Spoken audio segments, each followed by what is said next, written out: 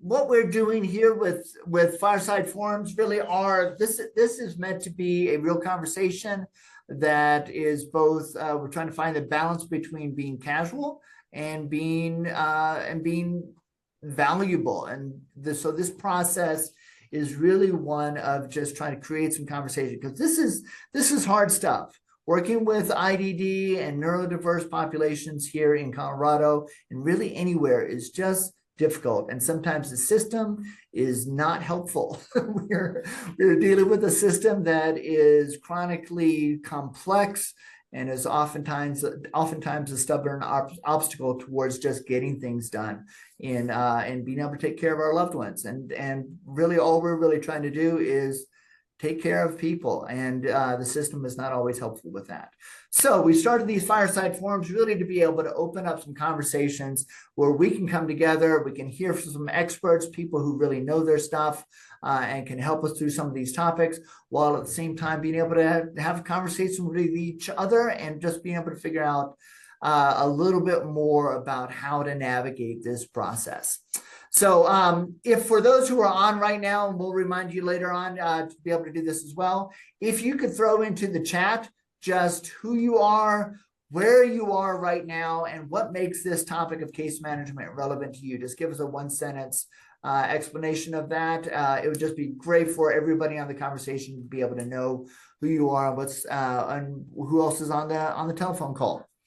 We are going to mute everybody for the first half of this, or about first 20 minutes, 30 minutes of this, so that Devin can help set the stage or set the table, as it were, for this conversation. She is really an expert in this field, both because of her current position and who she is as the navigator, the intake navigator here at RiseUP, but also because she's been a case manager in the past. And I've been impressed, Devin, just every time we've talked, with how deep your understanding is about just working the system. You have some insights in this in a way that I think is really amazing, and it's great to have you in on this conversation.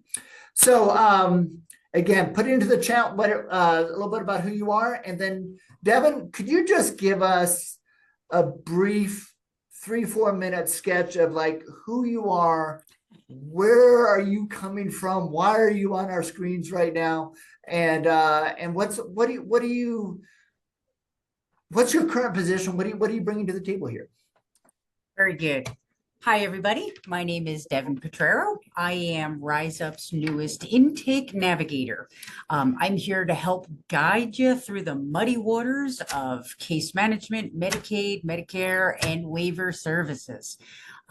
My background has always been in the IDD world. I started out as a Special Olympics coach way back in the day, and then I ran residential settings for people. That could be independent PCA living, that could be host home settings, that could be group home settings, but independence, no matter what that looks like for you, is really my passion. Personally, I've had some health struggles over my lifetime, and getting independence really helps with having the motivation and dedication and just that zest for life. And people with IDD are no different. Whatever their independence is, that's really what we strive for. I was brought on RiseUp back in May, so I'm fairly new to RiseUp. However, Roundup Fellowship, our parent name, has been around for 50 years. So we know what we're doing. We're getting our new name out there as RiseUp, but we have a passion and a dedication for making life better for people with intellectual disabilities, neurodivergent disabilities. And we also want to help the parents and family members, the caregivers of the people that we serve. We want to help them by giving them education, by giving them tools, by giving them the support that's needed to stick with the grit is what I like to say. You got to be gritty when you're navigating the system. And sometimes just hearing somebody validate the patience that it takes and the reassurance that you are on the right path is something that our families and our caregivers really value here. So we decided to hold today's forum as an informal conversation of how do we make case management work for you? I'm sure everybody on this phone call has been getting emails or text messages or reading, or if you're brave enough to listen to the news, you've heard about funding cuts and budget realignments, and CFC is coming into play, and now CIS is being terminated. And we've got all these acronyms. And after a while, sometimes you just got to take a step back and say, whoa, what's really happening, and how does this impact me and my loved ones? So I've got a tremendous amount of experience, and I'm here to just kind of help you guys understand the basics of case management, and how you can make it work better for you and the people that you're caring for.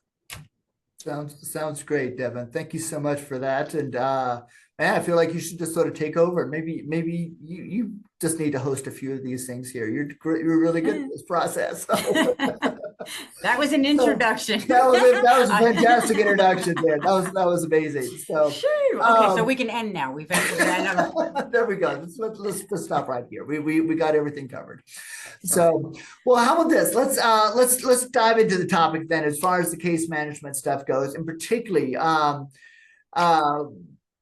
set the stage for us a little bit. Like, you know, when we are talking about parents and caregivers and people that are frustrated with case managing, because pretty much everybody who has ever entered the system has to start with a case manager, or at least it has to be fairly early on in the process. What does that look like? And why does this matter to you personally? Well, case management, it all does start with the case manager. And I want to give empowerment to the families, because you as the loved one and the family member, the parent in particular, you guys know your loved ones better than any case manager ever will. But the case manager is the gatekeeper to all the services that we're going to give to your loved one. So again, I'm going to ask you to put your patience pants on and get ready to embrace the grit, because most people don't even know where to start. Why do I need a case management agency?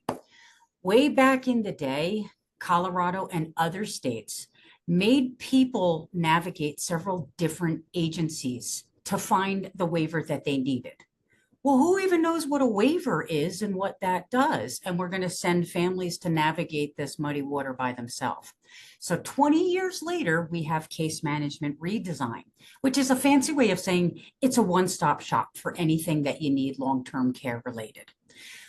As a family member, if you have a child with special needs that's going to need care and supported services, probably for the rest of your life, that's a very intimidating and overwhelming topic. I'm sure you see dollar signs. I'm sure you see horrible images of days of old coming in your head. That's not how case management is anymore. It is a complicated system, but it is getting more streamlined for families. So my biggest takeaway that I can tell families is, number one, know who your case management agency is. With the redesign, things have become more geographically centered, and most people will start with an intake case manager as your stepping stone. The case manager is going to take care of the first two steps to get your case going. Case managers are really responsible for determining the function of the eligibility. That means, is there a medical diagnosis? Is there a condition, a disability, something that has already been acknowledged, observed, notified, documented in some way? That's what they're going to do. Once that has been captured and proven, then we can move into the waiver enrollment. And why is waiver enrollment so important? Number one, this is the bucket of money, in essence, that's going to pay for a lot of the services that your loved one is going to qualify for. That could be anything from simple one-on-one counseling to residential services. There are several different waivers that somebody may qualify for. And this is where working with your case manager really comes into play, because it really is the case management agency and the case manager themselves that is there to educate you about what are the waivers and what they could do. Now, I am also a very big believer that families need to educate themselves as well, because case managers are going to change, policies are going to change, fundings are going to change, and families really do need to take the initiative to be self-educating, or at least know, where do I go to find this information?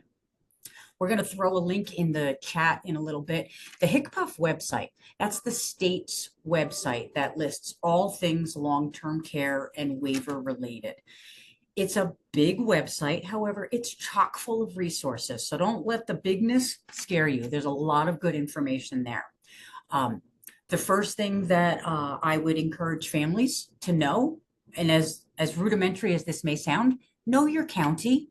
There's been a lot of census work being done over the last couple of years in, at least in Denver County, and Arapahoe was toying with it. But your case management agency is now going to depend on what county you live in. And then the HCPF website makes it very clear of where your catchment area lives. That's going to be your step one. Find out who your case management agency is. And then I'm going to encourage everybody that wants any information to make a phone call, leave a voicemail, and follow it up with an email. Everything is digital nowadays, and case managers are allowed to take time off. They can take vacations, they may get sick time, they may find another job.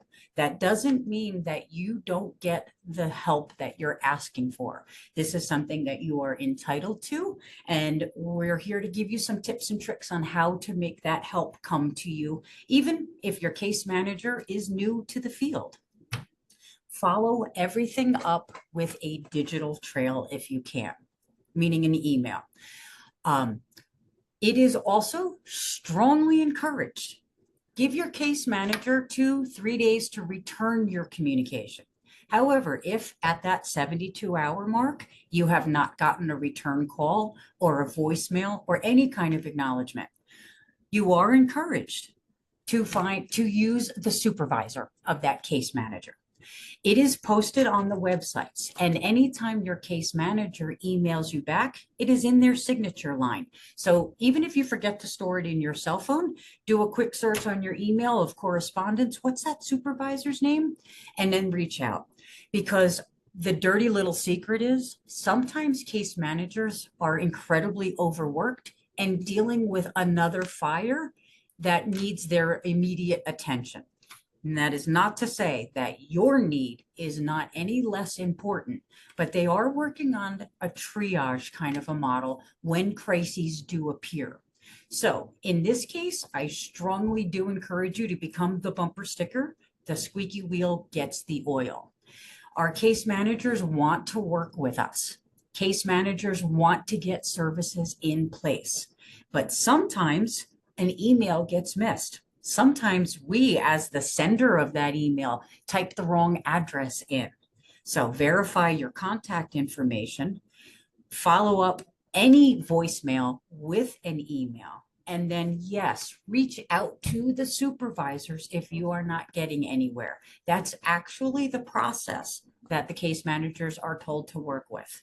It could be that they're just overworked.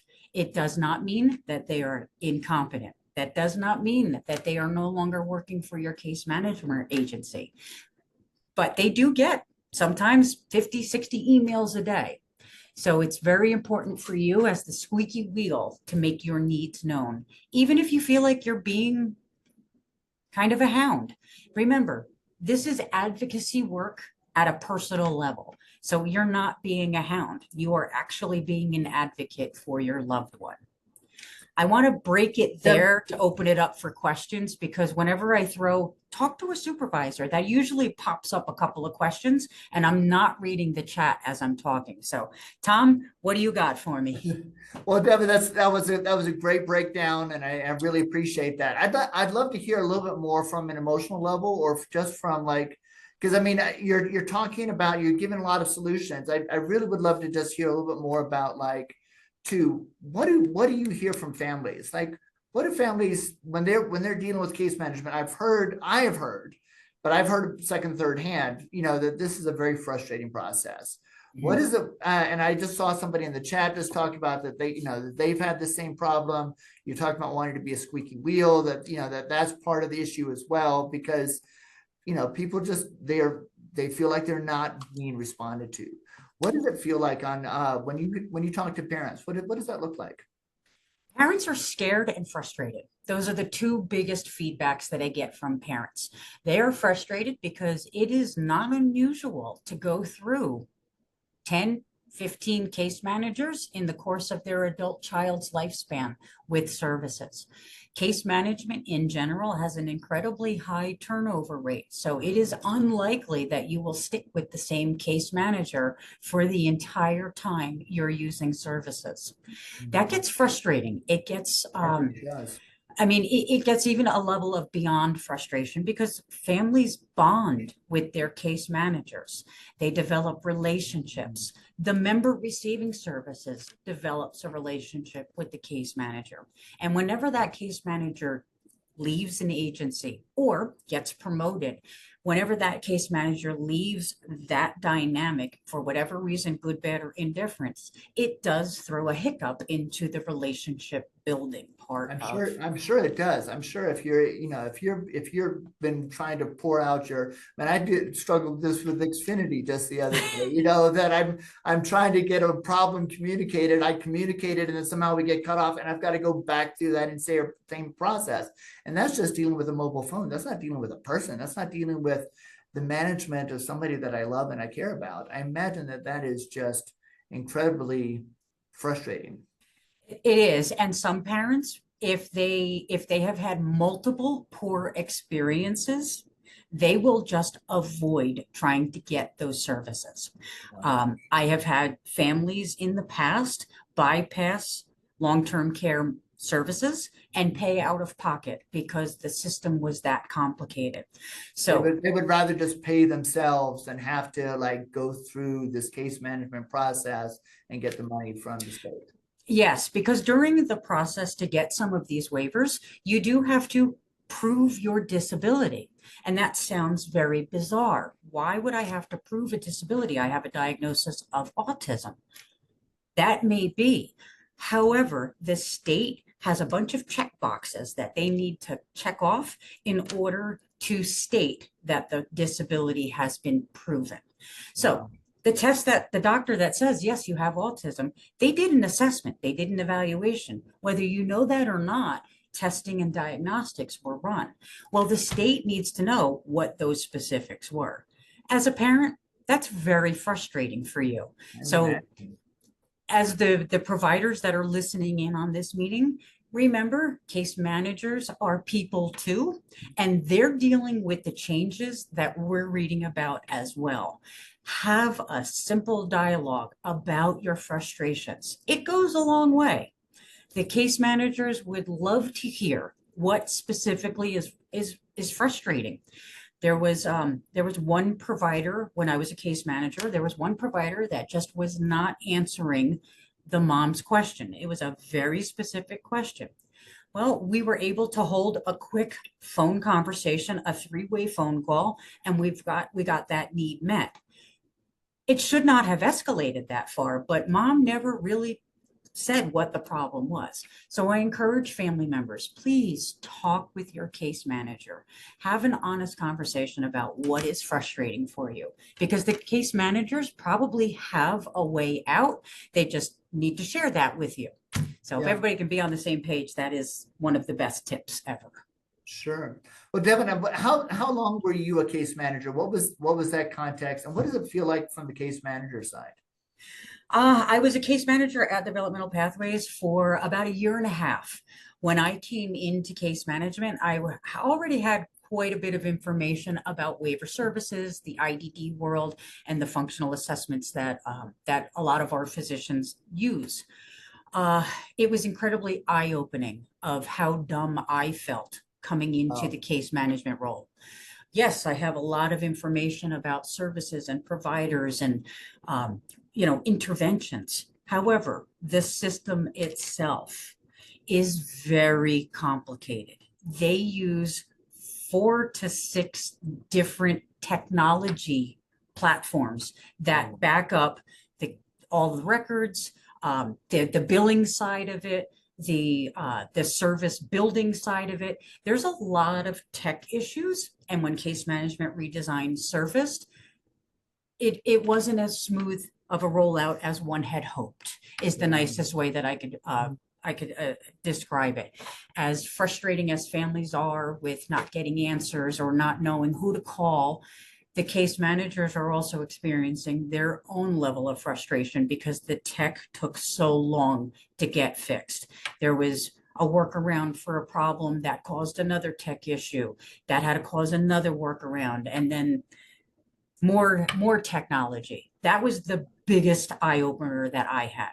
It's a big system. We serve like 6 million people nationwide on Medicaid, Medicare. And as a case manager, to see how antiquated and not optimal the systems were probably my biggest eye opener. So having that bit, go ahead, Tom. No, I was just saying, so you've got a family member who's really frustrated, who's trying to take care of their loved one.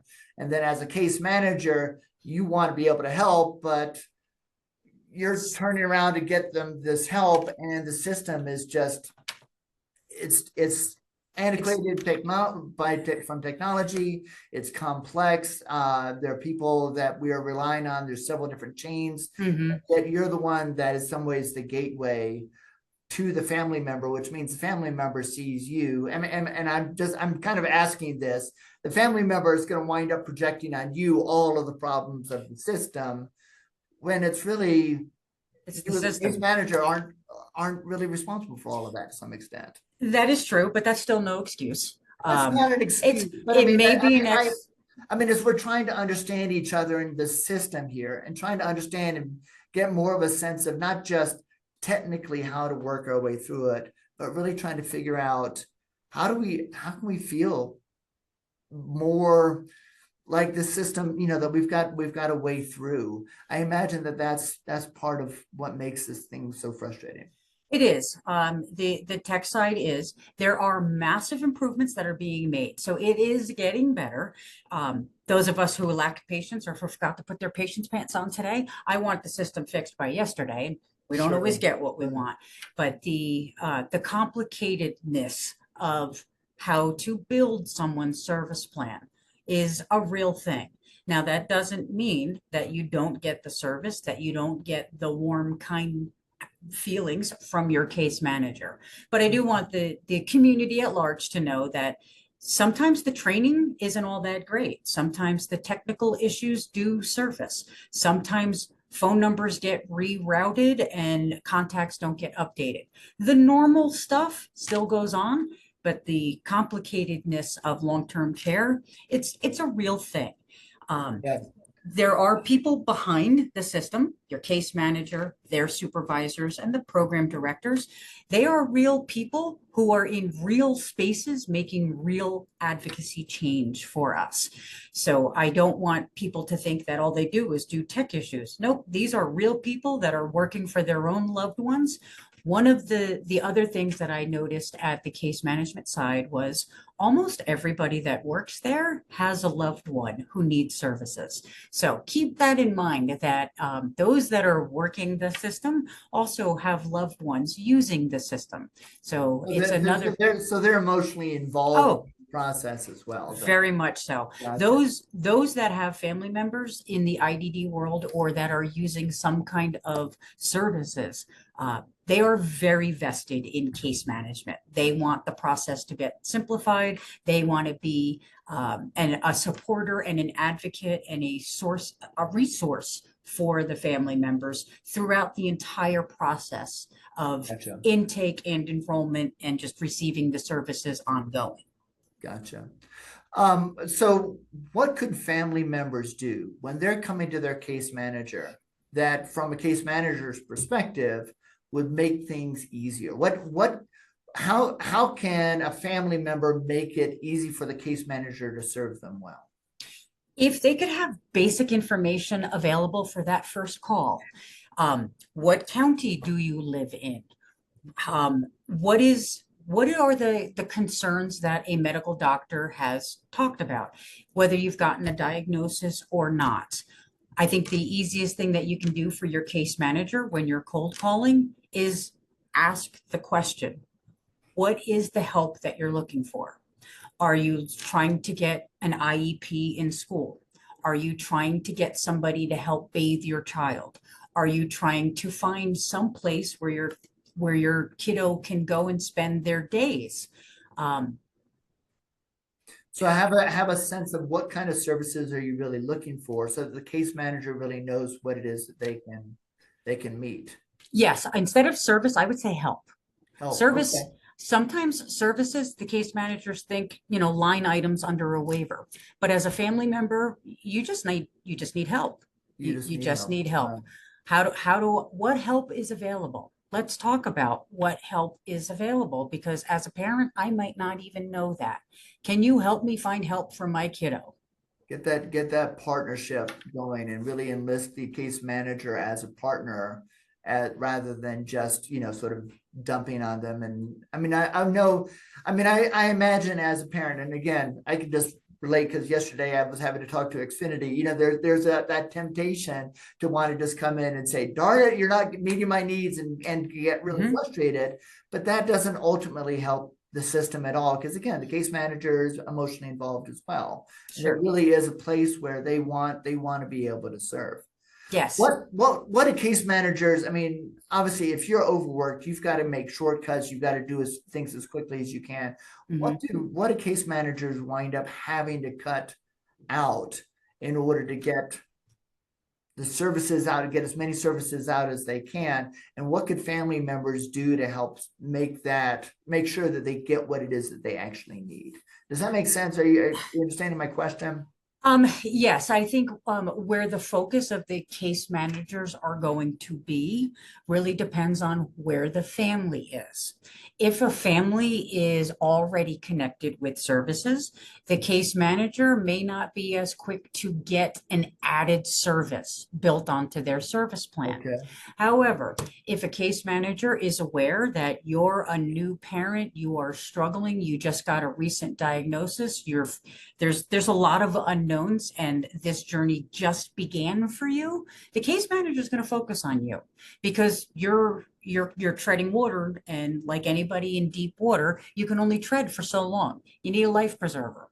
Case manager is going to be your life preserver. They're going to make sure that we've got the functional assessments lined up. They're going to make sure that you're following up with your doctor for X, Y, and Z. Those that are in the beginning part of the enrollment process of getting approval for waivers are going to get a lot of the attention, because there's no safe net. There's no safety net for that family. And as a case manager who is emotionally invested, we know that these are people behind these computers, and we want to do right by the person who needs the services. So rather than saying things aren't going to get done, I would say that focus is reshifted to a greater need, that maybe other family members don't have that need. For example, if you have an 8-year-old who is not aware of traffic safety, well, you need to watch that person when you guys are out on a walk, as opposed to maybe the same 8-year-old who has a peanut allergy. We can avoid peanuts a whole lot easier, and we can predict that much easier than maybe darting out in traffic, right, when you're not expecting it. So focuses do get shifted based on where the family's need is. Gotcha. Okay. Sounds good. And you said that there was an appeals process, that if that you are able to ask for a supervisor if some reason things aren't getting done the way it's supposed to. Are there other ways, like for instance, if a claim is denied or something happens, what other appeals processes are there available to you if something can't work? And again, I think part of what I'm hearing you say is don't come into your case management relationship kind of like driving and you better, to make, because I mean, again, the case manager wants to help. This is Correct. being able to enlist them as a partner is going to go a lot farther than, making a demand. That being said, what other appeals are there that you can use? What other avenues do you have to get your needs met if something's not working in a case management situation? If something's not working, email or call the supervisor of your case Okay. manager. If that doesn't work, start over in the intake office, in the intake department. Intake can connect you with either the supervisor or can talk to you about requesting a new case manager. Most of the time, it is simply building a relationship. Like you said, your case manager is your partner. They help you care for your loved one. To come at them as the person who's holding everything up really isn't the most ideal way to plan your loved one's services.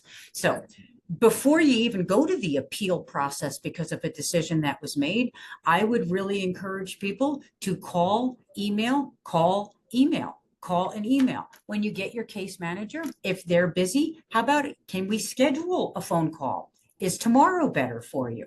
That was something that I did a lot with my families. If I was in the middle of putting out a fire, so to say, because it was a crisis, I asked a family member, would 4 o'clock later today be a better time for you? Because right now I can't give you the attention that this needs.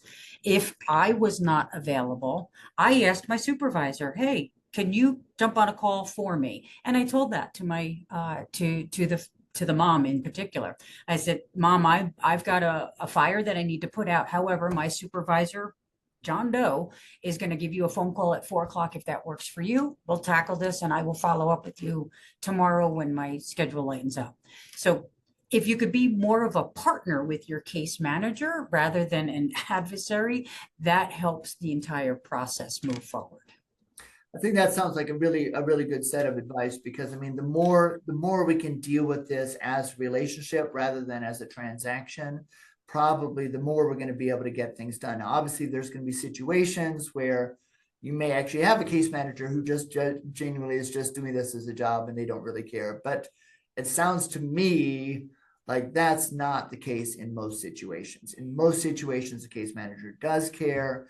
And if we come into this with a sense of relationship and we've got to fight, we're partners in fighting a difficult system to some extent, fighting our way through a difficult system, that we're going to go a lot farther with a lot more help with each other than if we don't. And by the way, everybody else, if you guys want to throw some questions in the chat, that would be great. Or I'd like to ask you to unmute yourself. If you've got a question, you can either raise your hand, like literally in your video, raise your hand, or you can use the little reaction, raise your hand button in Zoom. But either way, would love to be able to get some other questions. I've got one more question that I want to ask you, Devin, too, before we sort of open it all the way up. And that is specifically around stuff that RiseUP can do. Are there things that RiseUP can do to help people work their way through or help families figure out how do you manage a case management situation or just get help in this process? Yes. As the intake navigator, that is really my role. I'm going to help navigate you through this complicated system.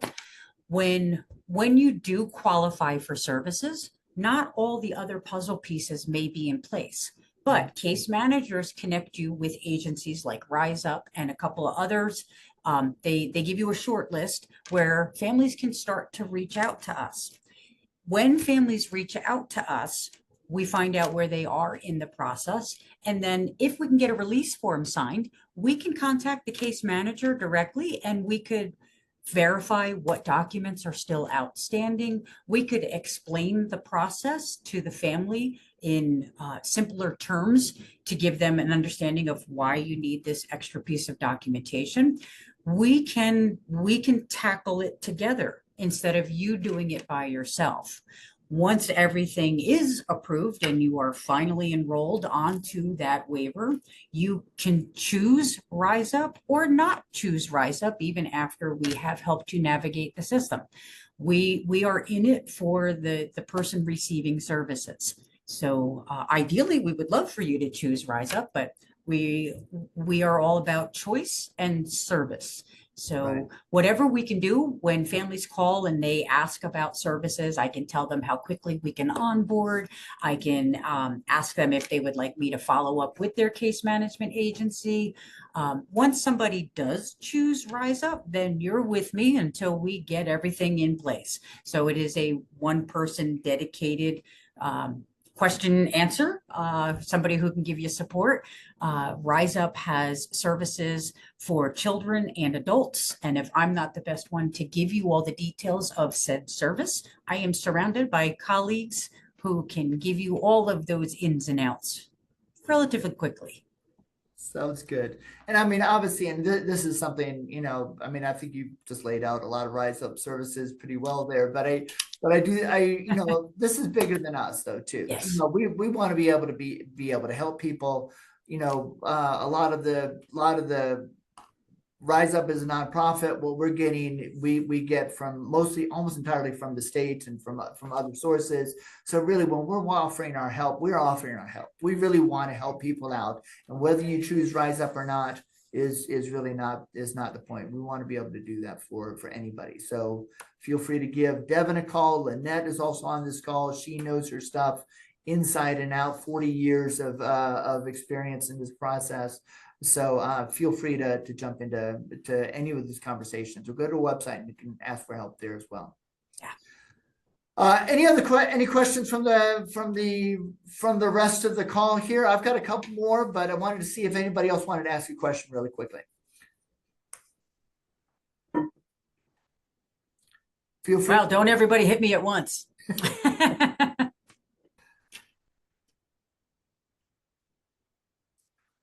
Was anything said that was a surprise?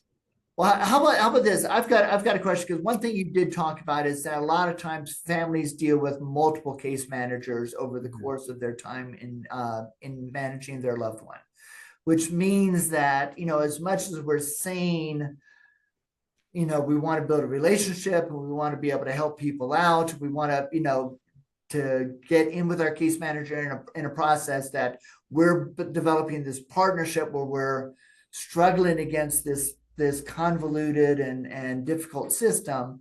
The fact is, if that case manager suddenly leaves their position, for which a lot of times they do, this is an overworked system and people are, get burnt out fairly regularly from what I understand. When that transition happens, what can families do to help that transition be one that works for them, that works in a way that is smooth enough that they can move into a new transition without, again, getting into a lot of roadblocks that don't need to be there? I think when a family gets a new case manager, if they could let the case manager know the 2 or 3 things that are a priority in this family's situation. Maybe it's very important that this person stay within the Denver city limits because that's where their best friend lives. Maybe it's more important for the caregiver to get that Thanksgiving Day basket request. Maybe it's just simply, hey, case manager, you're my 7th one in a year. Can you please return my email, even if you don't have any information for me? It could be something as simple as that. It's very challenging for families to create a relationship with a brand new caseworker for the 19th time. So if a family can have an index card of the 2 or 3 things that are priorities, I think that is a good way to begin the next relationship with the current case manager. That makes sense. That makes sense. And I think, you're saying too, the verbalization sometimes to the case manager too, and be able to say something along the lines of, look, I know this isn't your fault, but you're now my 7th case manager, and it's been a frustrating process. To be able to, I think being able to verbalize that to your case manager is probably a fairly reasonable thing, because it invites the case manager into your situation in a way that says, I'm not blaming, I am frustrated, and help me here, because I want to be able to take care of my kid. Yes. I think honesty is always a great policy. I don't think nastiness through honesty counts. So everybody, be kind to everybody. We all have control over some things. We can control our tone when navigating a frustrating situation. Sure. All right, sounds good. Let me open it up again. Is there anybody who has some questions or some comments that they'd like to throw out to Devin? Oh, and Devin, you had to see that you put the link into the chat. Yeah, while you're doing a little bit of talking, I'm going to throw that in there and my contact info. All right, that sounds great. So if you need if you need to have a conversation with Devin here at some point or another, if you're dealing with case management in a way that you're running into those sorts of frustration, Devin is certainly willing to help. And whether you're listening to this live now or whether you're listening to the tape later on, feel free to contact Devin. We'll make sure that her contact information is set up. So, all right, other questions? Just a comment, Devin, it was really good to hear some of your feedback as a case manager, because we've run into exactly the same things. We get so far with the case manager and then it goes quiet and we find out there's a new case manager. But I think your ideas of being patient and helpful, and we had really good success going to a supervisor when a case manager disappeared. Those were all really helpful suggestions that we've used in the past. So thanks for those and your other comments. They really rang true, I think, to our experience as well. Excellent. Glad you find it beneficial. All right, anybody else?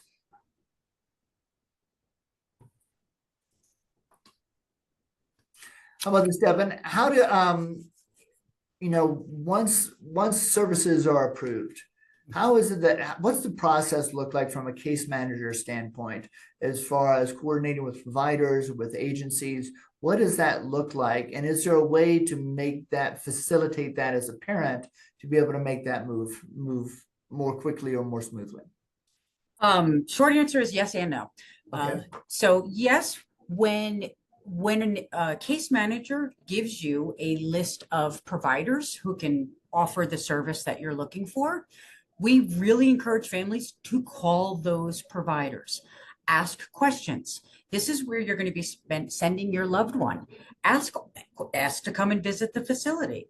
Ask what their training is. Depending on the service, the agency may offer backups for staff that call out, depending on whatever waiver you're on. But I would really encourage families to take that list and follow up with it.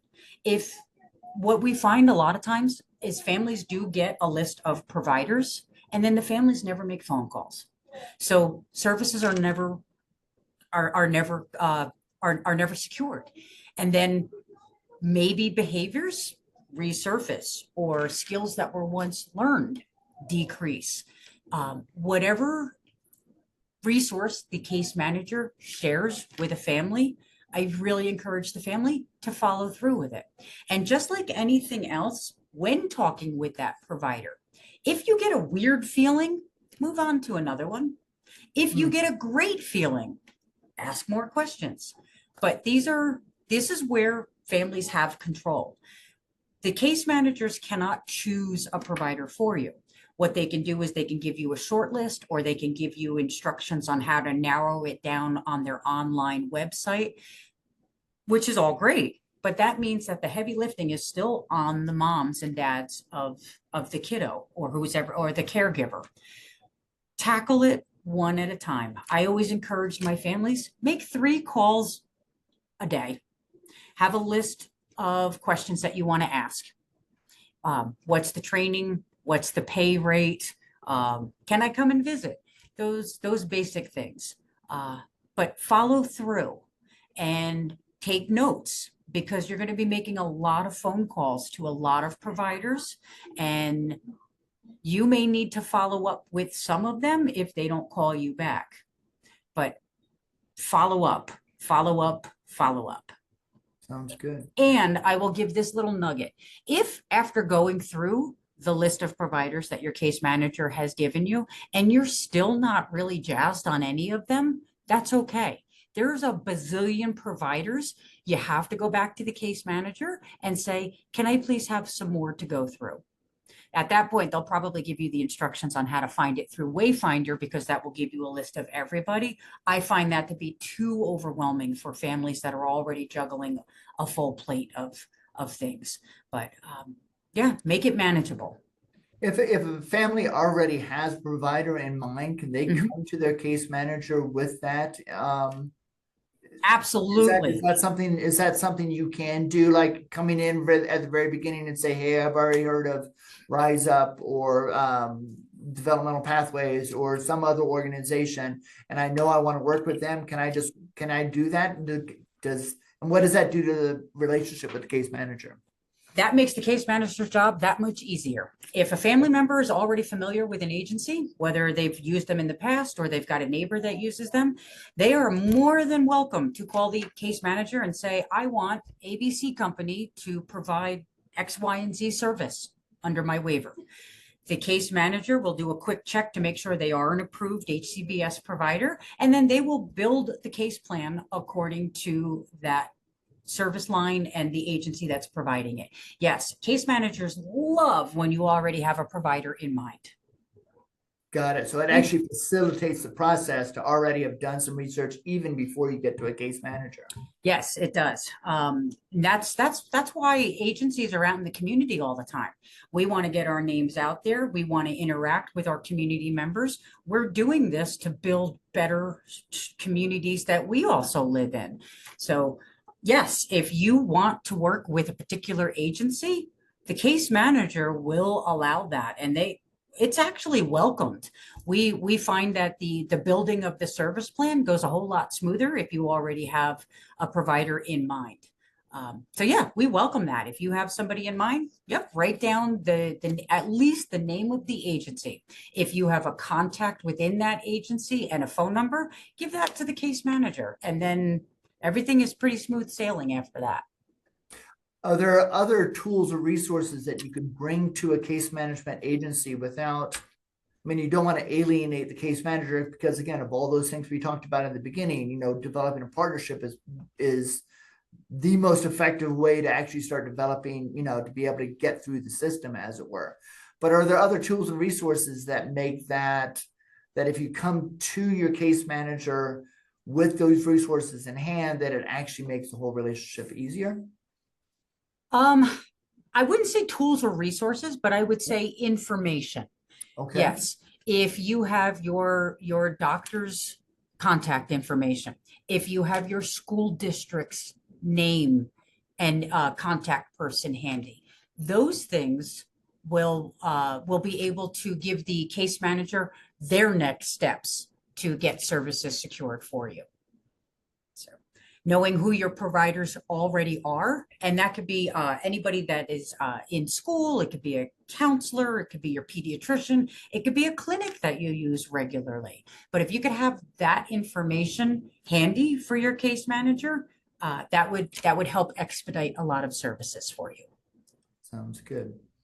Michelle, is there anything you can add to this whole conversation? I would like to say how busy we can get.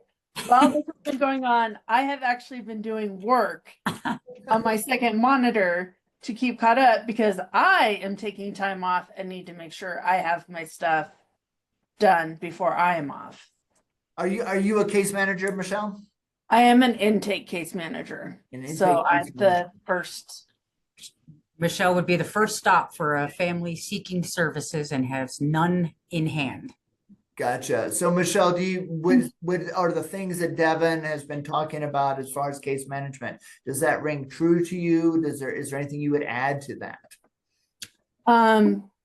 I want to add, just because I know this, a lot of intake case managers and case managers are new to the field right now. They don't necessarily know every waiver. They're still learning. They're very uncomfortable. And so having patience with that is invaluable, because they're learning and they're asking us questions as we go. I was fortunate that I came from the field. I've been doing this for 14 years. My mom worked in the field, my aunt worked in the field. So I came in with that knowledge. A lot don't. And so when someone is asking questions, that people are coming back and asking questions as well to be able to answer it. And so, you know, everybody's got to have patience because we're all learning. I still ask questions sometimes too. So I think overall patience, especially when coming into intake, is very important because we're all learning and we are all busy and we are all trying to get stuff done. That makes sense. That makes a lot of sense. So, Tom? yeah, Lynette, go ahead. You know, that I really appreciate that, Michelle. You know, part of the reason that RiseUP, sorry, I'm still working on it. RiseUP is hired a navigator is to help families with that. We want people to come to our organization, but we saw a need to help families navigate. And we have a lot of experience here at RiseUP as far as past case managers. I was included in that as a past case manager, you know, and just we saw a need for families to be able to maybe talk to somebody else to help navigate through some of this, because there is such a turnover in case management. And that's hard because they don't get the answers that they need and they may have to make a decision very quickly. So that's our intent, is just to be also helpful with our families and with our communities. So I appreciate that input.